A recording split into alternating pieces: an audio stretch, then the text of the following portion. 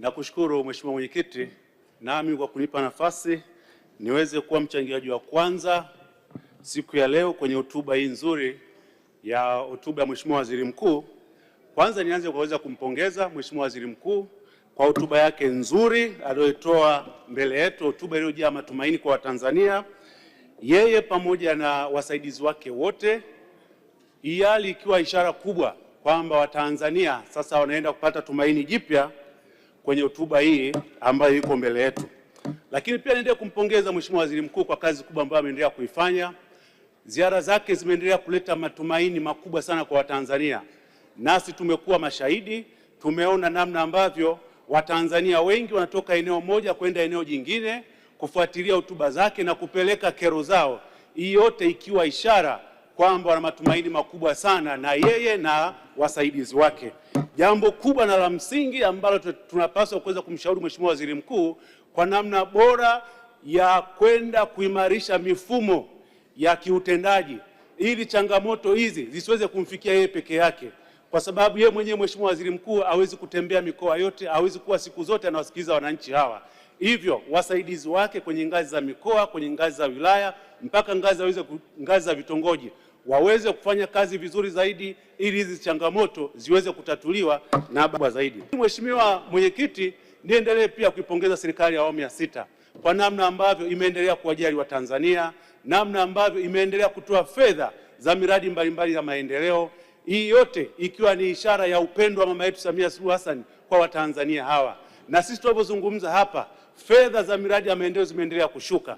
Mimi kwenye wilaya yangu ya Chunya tumeona namna mwezi uliopita tumepata fedha za miradi ya maendeleo. Tumepata zaidi ya milioni 750 kwa ajili ya kujenga kituo kipya cha afya kwenye kata ya Mbugani. Tumepata milioni 486 kwenye kituo cha afya cha Isangawana, lakini milioni 250 kwa ajili ya zahanati ya Matwiga. Hii ni mifano michache ya namna ambavyo serikali imeendelea kutoa fedha na fedha hizi zimeendelea kuwafikia huku chini kwa wananchi na kwenda kutatua changamoto hivi. Rai yangu kwa wasimamizi, waendelee kwenda kuzisimamia hizi fedha ili thamani ya fedha iweze kuonekana, miradi iwe katika ubora unaotakikana na iishe kwa wakati, ili Watanzania hawa waendelee kukipenda Chama cha Mapinduzi, waendelee kumpenda mama yetu Samia Suluhu Hassan, na sisi waone yale waliotutuma tunafikisha serikalini na serikali iendelee kufanya kazi.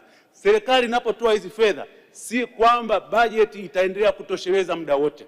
Tumeona namna ambavyo mama yetu Samia Suluhu Hassan anaendelea kutafuta fedha, lakini ameendelea kutoa rai kwamba tujibane kwa kile kidogo tulichokuwa nacho. Na kwenye hotuba yake ya hivi karibuni amesisitiza na kusema kwamba tuendelee kubana matumizi na kuendelea kubana matumizi huku ili kile kidogo tulichokuwa nacho kiweze kufanya kazi iliyokusudiwa. Na yeye ameweza kuonyesha, akasema hata kwenye msafara aliyokuwa nao na misafara ya wasaidizi wake iendelee kupunguza idadi ya watu, iendelee kupunguza msafara aliyokuwa nao. Na ametuonyesha kwa mfano, wakati anaenda kuzindua minara ya mawasiliano alienda na magari machache na wasaidizi wake walienda kupanda mabasi. Hii yote ikiwa inatuonyesha kwamba Mheshimiwa Rais anatuongoza kwa mifano, nasi wasaidizi wake wengine serikalini waige hilo ili mambo mengine mazuri zaidi yaweze kwenda vizuri zaidi. Mheshimiwa Mwenyekiti, tumeona kwenye hotuba ya Mheshimiwa Waziri Mkuu, pamoja na mambo mengi aliyozungumza, ameweza kuzungumza namna ambavyo uwekezaji na uendelezaji wa wafanyabiashara unaendelea kukua mwaka hadi mwaka. Tumeona kwenye hotuba yake namna ambavyo uwekezaji mpya umeweza kusajiliwa zaidi ya miradi 927. Miradi 927 ni mingi na yenye thamani zaidi ya dola milioni 11. Hizi fedha ni nyingi sana. Hivyo tunaona nchi yetu inavyoendelea kuweka mazingira mazuri ya uwekezaji. Lakini pamoja na mazingira mazuri ya uwekezaji ambayo yako ndani ya nchi yetu, bado tuna changamoto ya regulatory kuwa nyingi. Kodi za serikali ni nyingi. Kila mmoja anaangalia namna mahali pa kupata fedha. Hivyo tunaona namna ambavyo kwa uwekezaji huu wawekezaji wetu wengi watashindwa kupiga hatua. Mathalan kwenye wilaya yangu ya Chunya, sehemu kubwa ya uwekezaji kule ni uchimbaji wa madini. Wachimbaji wanazidi kuongezeka na maeneo ya wachimbaji wengine, lakini tozo na kodi ambazo wachimbaji wanaenda kuzipitia ni nyingi kiasi kwamba wachimbaji wetu hawa wanapata fedha, kwa maana ukiangalia maduhuli, lakini faida hawapati. Mathalan, tunaona mwekezaji huyo ambaye ni mchimbaji analipa leseni ya biashara, analipa mrabaha, analipa leseni ya halmashauri kwa maana ya service levy, analipa tozo mbalimbali, analipa TRA, analipa OSHA, analipa fire, analipa mkemia wa serikali, analipa NEMKI, analipa NSSF, analipa SDDL kwa ajili ya vibarua wetu. Tozo na kodi ni nyingi sana. Hivyo tusipofanya juhudi za makusudi, wachimbaji wetu na wawekezaji hawa wataweza kuwa tunawatafuta wengi, lakini mwendelezo wao unakuwa haupo.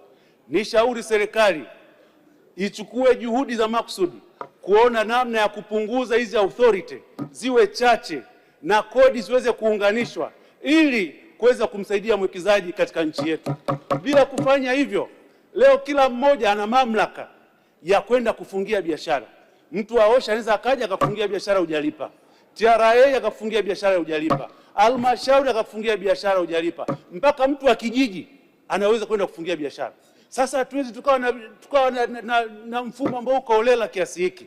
Lazima serikali ione namna kuwe na utaratibu maalum wa watumishi hawa na mamlaka hizi ziweze kuungana kwa pamoja ili kuweza kumsaidia mwekezaji, hasa uwekezaji kwenye sekta ya madini.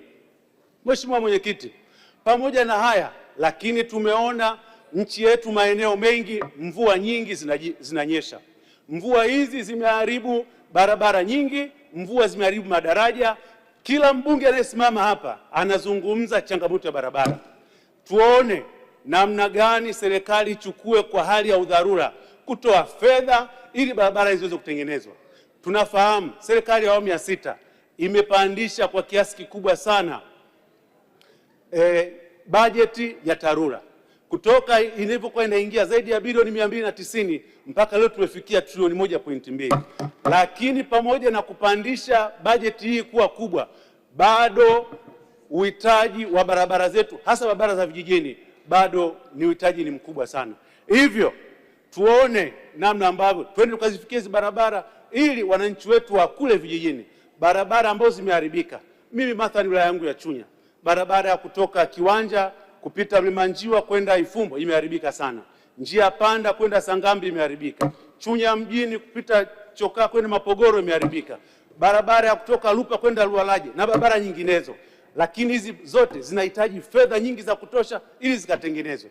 Bila kuwa na chanzo kingine mbadala, hatuwezi kwenda kufikia hatima hii.